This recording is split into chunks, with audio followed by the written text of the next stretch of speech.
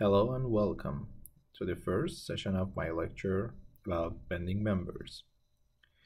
In this lecture, we're talking about flexural strengths, lateral stability, and shear strengths.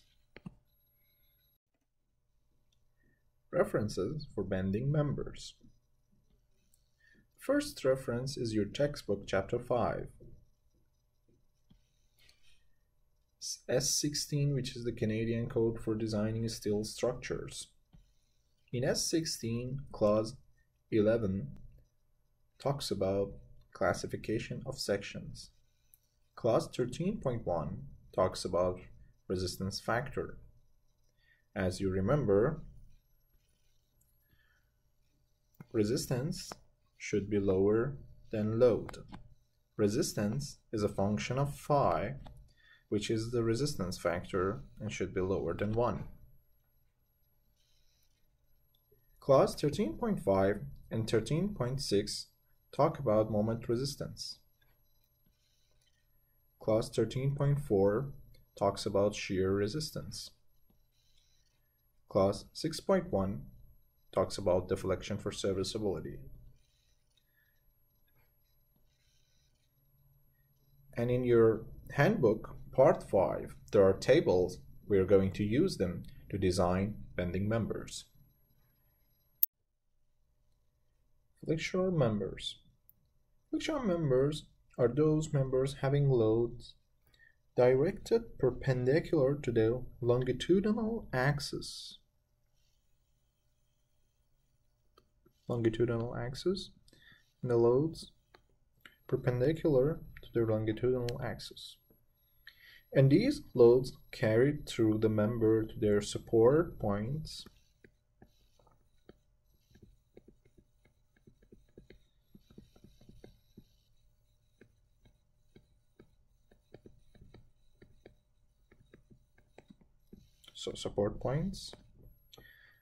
by a combination of bending, shear, bearing stresses.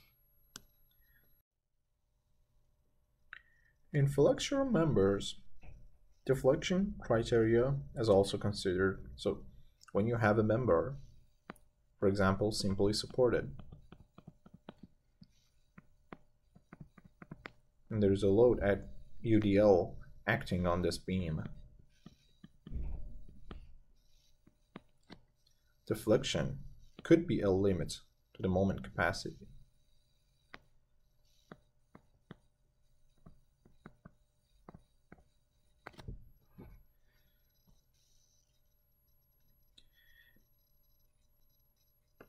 For example, for flexural members, we can number beams, girders, joists, purlins, and etc. Flexural members can be simply supported, as you can see here, or continuous, like this.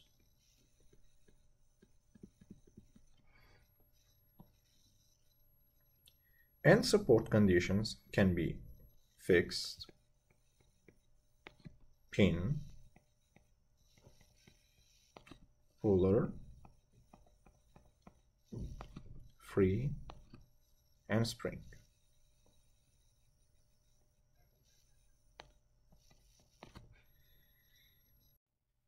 Consider a simply supported beam having a point load in its mid-lengths. A free body diagram will be this, and the bending moment diagram will be such as this one. If we look at a section of this member, the strain profile and the stress profile are, as you can see in this picture. And because both strain and stresses are lower than yielding strain and stress, both profiles are linear. Now, if we move to the second stage, and as you can see, we do have the same member with a point load in the middle and the bending moment diagram. Now the bending moment diagram, M, the maximum moment is yielding moment. Now let's look at the section. In the section, the strain profile, the maximum strain in tension and maximum strain in compression has reached to the epsilon y, which is the yielding strain. Therefore, the stress will reach the sigma y. Let's look at the stress strain curve for steel.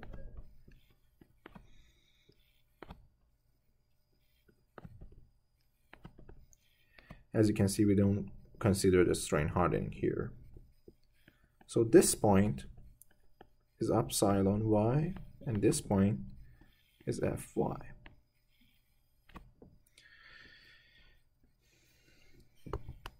Now, when we had all the strain here, all of them is lower than Ey, just except the maximum compression and maximum tension. And therefore, the only yielded fiber of steel will be this one and this one. And we call this moment as the yielding moment.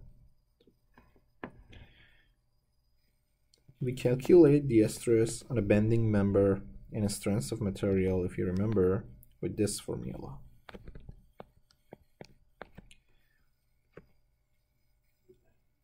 We introduced a section property which called section modulus S, which is equal to I over Y. So sigma is equal to M over S. Now what happened if sigma was Fy?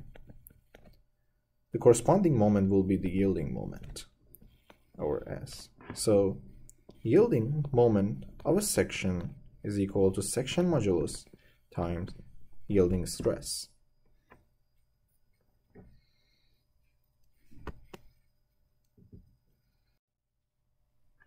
Now, if we move a little further on the stress strain curve,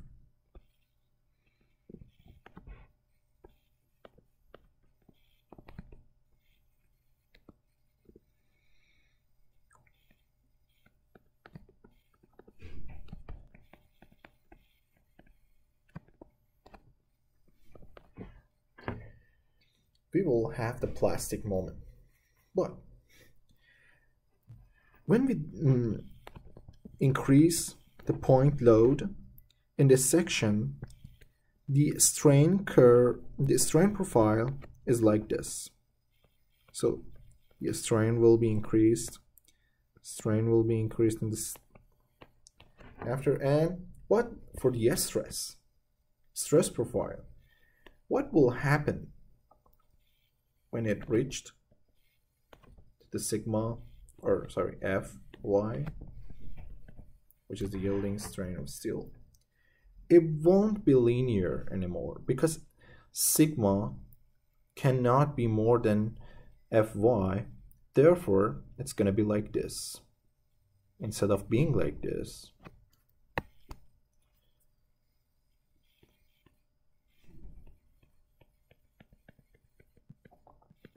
Because it cannot be more than Fy, it will be like this.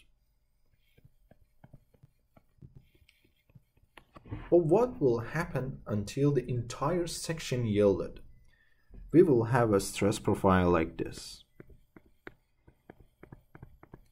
The moment that caused the entire section to yield, we call that moment plastic moment.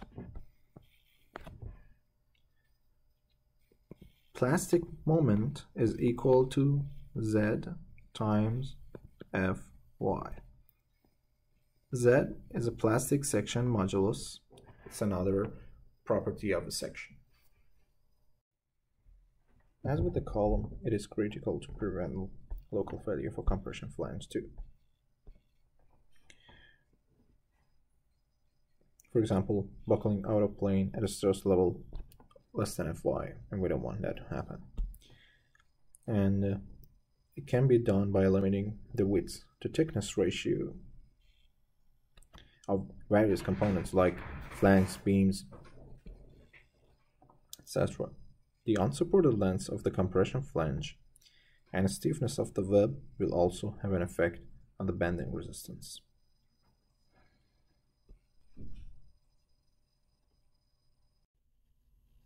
Local buckling of compression flanges.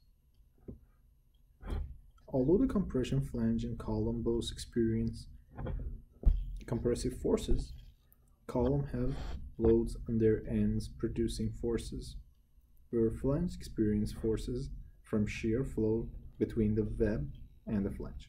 So in the columns we have two forces at the end of them, which is the compressive force, but in the flange is the shear flow between the web and the flange.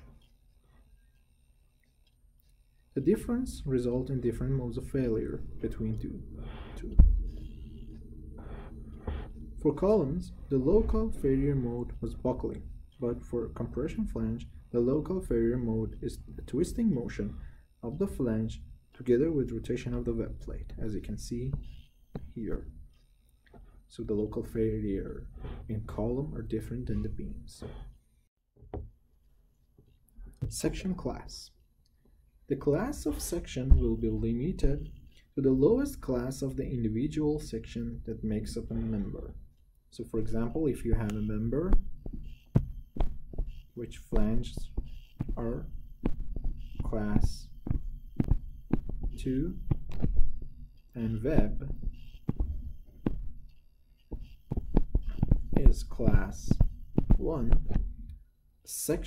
whole of the section will be in class 2. So now what is class 1 or 2 or 3 or 4? Class 1 sections are capable of achieving full moment capacity and maintaining this through large rotations. So we do have the full moment capacity and we do have the large rotations. The advantage of class 1 section is fully utilized in designing and doing a plastic analysis. And class 2 sections are capable of achieving full moment capacity. By full moment capacity, I'm meaning plastic moment capacity, and cannot sustain sufficient rotation, significant rotations. So therefore, they cannot have the large rotations. The benefit of class 1 and class 2 section is that the plastic design can be used in by these sections. Section classes, class 3 and 4. Class 3. Class 3 sections can achieve MY, but buckles locally before reaching the plastic moment. So what will happen when we're in class 3? As you can see, passes the MY but couldn't reach the MP, plastic moment.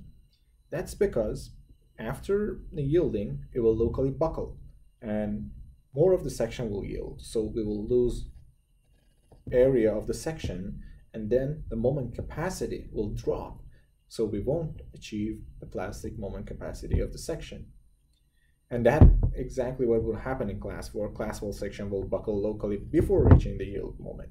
So it will buckle and a fraction of the area of a section will be yielded and the moment capacity will be reduced and we won't be able to reach the plastic moment capacity or even the yielding moment capacity in class 4 sections. One of the most important topics here I'm going to talk to you about is unsupported lens. What is unsupported lens? When considering unsupported lens, it must be remembered that the compression flange is the critical element. So we're talking about the critical element, which is the element is in compression and the compression flange is in compression. Now, how do you know which one is the compression flange? In most cases, simply supported beam, as you can see in this picture, the top beam, top flange is compression and the bottom flange is in tension. And as you can see in cantilever is totally different. The bottom flange is in compression and the top flange is in tension. And as you can see in Gerber girders, there are points that bottom is tension and top is in compression, and there are sections that you can see top is in compression, tension, and bottom is in compression.